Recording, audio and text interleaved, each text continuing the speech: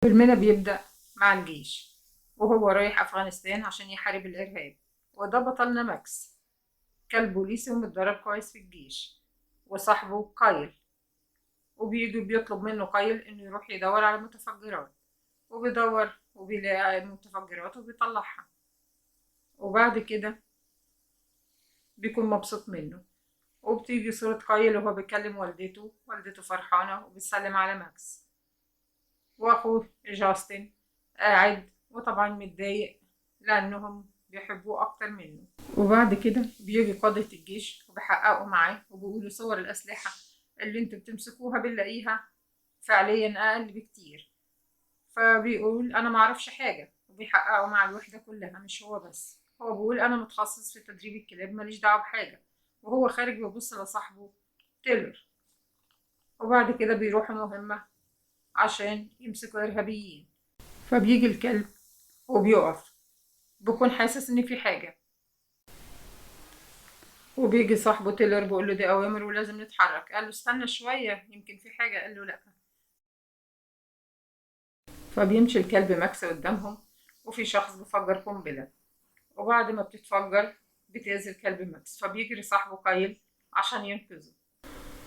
وتيلر بيخاف على نفسه وبيستخبى وما بيحاولش ينقذ صاحبه. فبيموت كايل في الحادثة دي.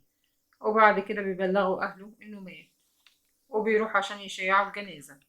والكلب بيروح معاهم وبيفضل زي المجنون على صاحبه اللي مات.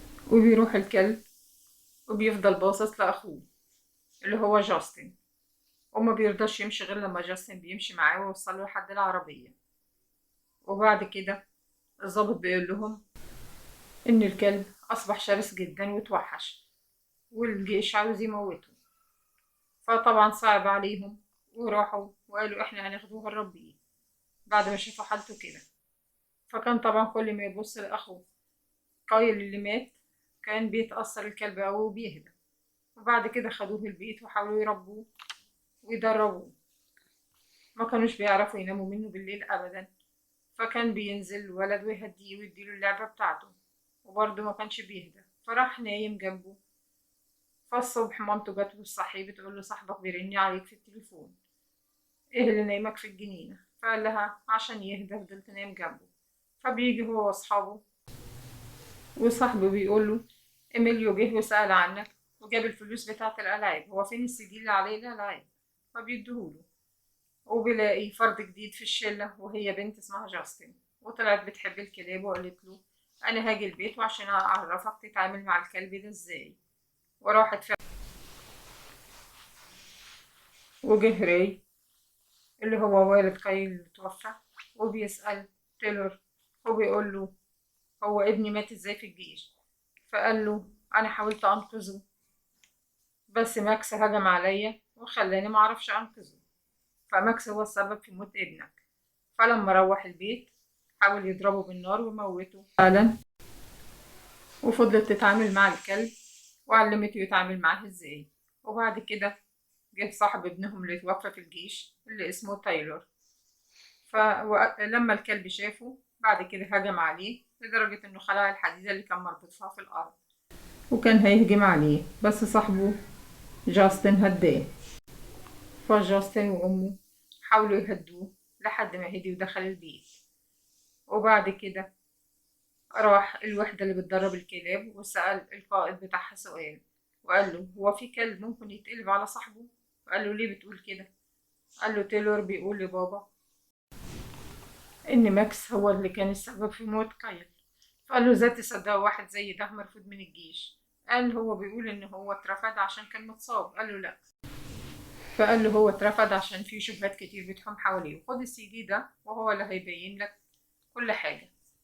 فاتفرج عليه هو وصاحبته كارمين. فلقي أخوه لما كان بيدرب الكلب وهو صغير وكانوا بيحبوا بعض ومتعلقين ببعض قوي قوي. ففهم إنه لا يمكن يأذيه. بيجي إيميليو وبيديله الفلوس تمن السي دي بتاع الألعاب. بيشمم الكلب الفلوس. فبيجي الضابط اللي بيشتغل مع تيلور وبيقول لوالدته الكلب مات وجايب العجلة بتاعت ابنها. فجاستن بينكر إن الكلب عضه. وبعد كده تيلور بياخده الأوضة وبيقول له احنا لازم نكمل الشغل ده لأن الشغل ده بتاع أخوك قايل، ولو ما كناش هنكمل دي عصابة ممكن يقتلوك انت ووالدك قبلي. وبعد كده الشرطة بتيجي وبتقول هو خطر على البشر اللي هو الكلب ماكس، وبياخدوه في العربية وبيمشوا وبيتتبعوا إيميليو عشان يعرفوا ايه اللي وراه، لأنه سمعوا بيكلم تلور في التليفون. وبعد كده معاهم كلبين وبيجي المشهد وفي تاجر سلاح بيتفرج على سلاح ورا الكلب ماكس وورا جاستن. وبعد كده جاستن اتقلب بالعجلة وجري وسابها، والكلب كان مصاب، والكلبين اللي معاهم حسوا إن في حد غريب فجريوا بسرعة وراه. وبعد كده خدوه في عربية كانت على الطريق وودوه للوحدة البيطرية يتعالج فيها. وبيهرب الكلب ماكس منهم وبيروح على البيت. وبيجي ري وبيقول لزوجته، فبيقول لزوجته اللي هو ري أنا حاسس إن في حاجة غلط بتحصل هنا في الشغل عندي. فوالدته قالت له ادخل واسأل جاستن بس بالراحة عليه. فسأله فامتنع عن الإجابة وقال له أنا عايز أنام، فتأكد إن في حاجة غلط بتحصل.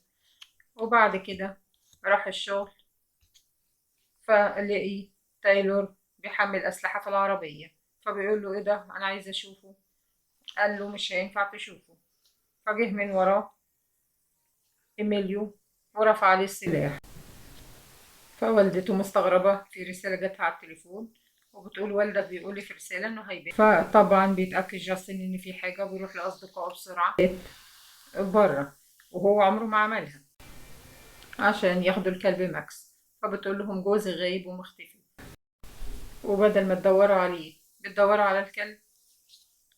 فبيلاقوا العصابة خاطفة والده وهم كلهم جنب العربية وبيفضلوا يجروا. فالكلاب اللي مع العصابة بتجري كلها على الأشخاص اللي هم جاستن وأصدقائه، وبيطلب من أصحابه إنهم يساعدوه لأنه حاسس إن والده حصل له حاجة، وبيروحوا معاه بسرعة وبيشمموا الكلب حاجة من ريحة أبوه وهو بيدلهم على المكان. فبيروحوا، فبتيجي الشرطة الأول على البيت. فماكس بيضرب كلب ويزقه في المية، والتاني بيقع من مكان عالي. وبيهجم الكلب ماكس على الضابط اللي ورا أبو جاستن. أبو جاستن كان فاكره موته هو، فبيرفع عليه النار. فاتفاجئ إنه عاوز يموت، إنه بيهجم على الضابط الفاسد اللي وراه. ففرح وشكر الكلب ماكس. وبعد كده العصابة حاولت تمسك جاستن ووالده، لكن قدروا يجروا منهم بسرعة. وبعد كده والد جاستن ضرب نار على العربية اللي كان فيها الأسلحة فاتفجرت كلها. والكلب ماكس افتكر يوم الحادثة واللي حصل. وبعد كده جه تيلور عشان يقتل، فهجم الكلب ماكس على تيلور ووقع بيه في المية على الصخور. وبعد كده جت الشرطة ومسكت أفراد العصابة، وبيكون والد جاسون مبسوط من ماكس اللي عمله لأنه هو السبب في اللي حصل، وإن أفراد العصابة كلهم اتقبض عليهم حتى الشخص الخاين تيلور. وبعد كده بيطلع ماكس ما حصلوش حاجة لما وقع في المية هو وتيلور. وبياخدوا صاحبه جاستن وبيروح عند قبر أخوه وبيقول له إنه هو وحشه جدا وإنه عمره ما هيفرط في ماكس عشان هو صديق مخلص وبيحكي له على اللي حصل، وإنه وقف جنبه وقبضوا على العصابة. وبكده خلص الفيلم. وما تنسوش الاشتراك في القناة وتفعلوا زر الجرس.